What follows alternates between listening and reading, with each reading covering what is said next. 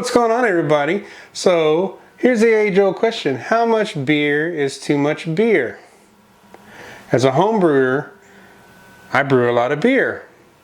I say a lot, which is like 8 to 10 batches a year, maybe, which comes out to like 50 gallons a year, roughly. And then I know home brewers that brew a lot more.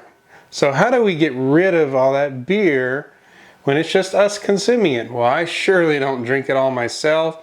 I actually do share it with other people, and I do ship it out to other people, you know, interested in it.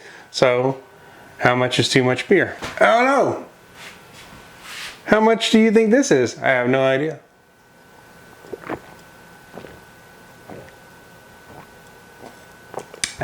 This is also how you can get rid of it fast. Get yourself a massive beer glass. And this was actually a gift from one of the in-laws in my life. But this is that Galaxy Pale. I just have a good bit of it left.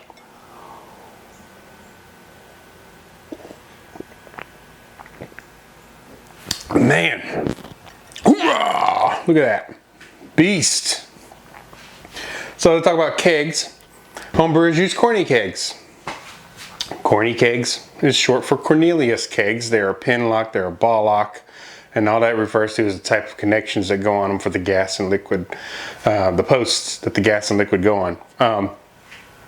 But a corny keg holds 5 gallons, and a gallon of beer is 128 ounces. 128 times 5 is 640 ounces of beer. How many 12-ounce beers is that? Roughly 53 beers. 53 12-ounce beers. Now we know when we're bottling beers, we usually get more like 48. Get like 48 12-ounce beers, and then we have maybe a little bit left over or not quite enough for 48 12-ounce beers. It's just really volume control when you're brewing. But yeah, it's a lot of beer, man. And on average, to brew a batch of beer here at home, I spend, not counting equipment, just ingredients, I spend about $30 to $50. Usually around $30, and I still get some decent, nice sessionable beers out of that. But yeah, man. But yeah, it makes a lot of beer. And if you go and you do the math, you buy an 8-pack at the store. Well, not even an 8-pack, like a 4 or 6-pack of craft beer at the store, you're gonna spend about $8, right? So $8 for 4 beers, right? So let's bust that up. So 4 beers. So that's like 13 4-packs of beers for $8. That's $106 roughly that you would spend at the store versus the 30 or 35 or even $50. So you save, and it's always been that same kind of math for me. Like, even when I started home brewing, it wasn't to save money. I just was really intrigued with the process, and then I wanted to see if I could actually really make my own beer at home.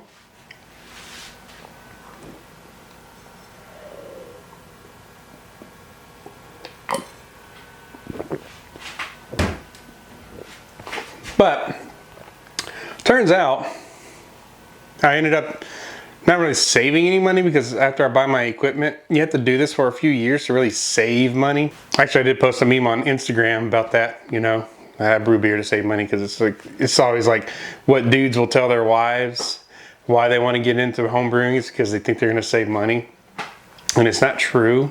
I mean, so yeah, you could, you know, with a fermenter kettle, you know, save some money. I mean, you can start brewing for around $100, $150 really.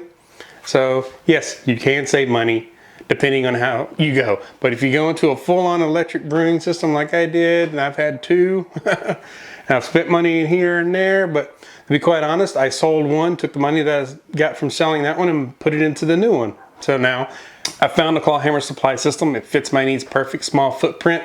I can brew right here in my brewery, and not a problem. But yeah, find your niche.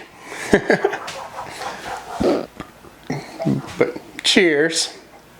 I'm gonna drink this whole thing before we're done with this video.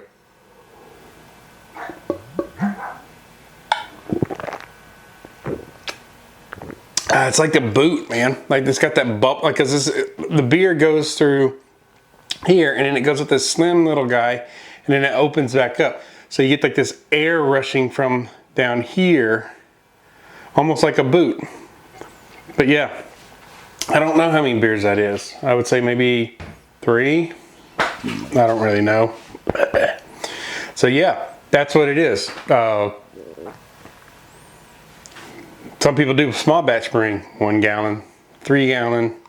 They cut back a lot, but like I said, I like the small footprint of my claw hammer, so that's what I go with and use, and it's been great. And I'm looking at it on behind the camera because the brewing side is over there. And actually I did get the brewing side cleaned up, so you'll see that soon because I'm going to do some more brewing videos here. But the next beer I'm doing is actually this little all grain kit here. It's an Austin Homebrew Supply Amber Bock.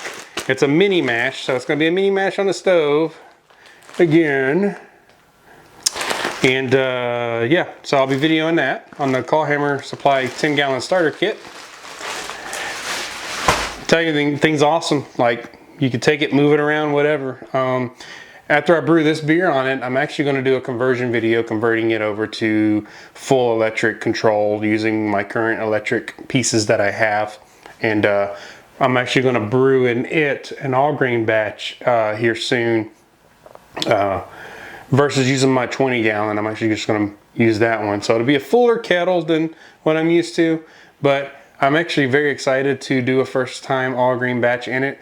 And actually, technically, I could do the all grain batch on the stovetop. It's the same idea. You just keep a steady bit of heat on there, monitor your temperature gauge, and the only difference is there wouldn't be a recirc there. It'd be just grains steeping in really, really hot, steadily temp controlled water. So, anyways, let's knock this thing out, man.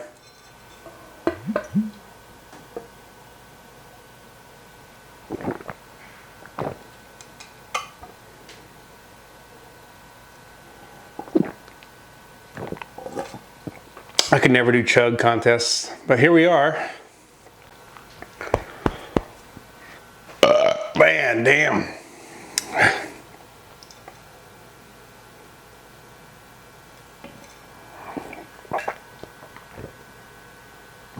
That's a lot of beer. I don't normally drink a whole lot in one sitting, but I'm making the exception for you.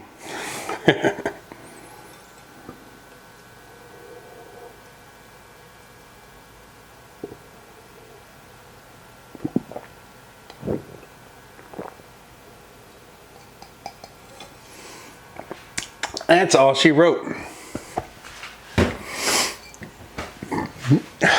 Wow. Had to do it. So how much is too much beer? That's up to you. In my part, I don't drink it all. Like I said, I give it away a lot of times. And I like to just see how people react to, like, you know, you made this. It's kind of fun, you know. And I've had great feedback and I've had not so great feedback. But the beers that got not so great feedback, I felt equally the same on those. So, and I didn't do the shit beer exchange with Graveyard Grog that I was going to do a while back because the bottles turned into bombs. I let them sit too long. The beer was infected. That's why it tasted horrible, and I knew it was infected. I had a suspicion that it was because it just tasted awful. It just tasted terrible. And well, I had the beers packaged ready to go. I don't know, those of you that might have seen my little live stream where I was showing you how to pack beer. I was packing those beers, and one day I was getting ready to take the package actually to the post office, and I noticed the box was a little wet. So I popped the box open. One of the beers had leaked. Well, I took that beer, unsuspectingly, I thought like it was fine, went to pop the cap on it, and the cap popped and flew across the room. So those beers were like bombs ready to go off. So I didn't even bother sending those to him, and I'm sure he appreciates that. So anyways, just a little whatever video here. Just wanted to entertain you for a minute, talk about how much beer is too much. I don't know, you tell me how much beer is too much. If you're not a home brewer, just know getting into it, you make 5 gallon, typically you make 5 gallon batches. And however long it takes you to go through that 5 gallons or get rid of it, like whether you're consuming it or someone else, it's really just up to you, man. So anyways, look out for a couple more brewing videos coming soon on my claw hammer systems, and we'll see you guys soon. Cheers, and keep drinking those delicious beers.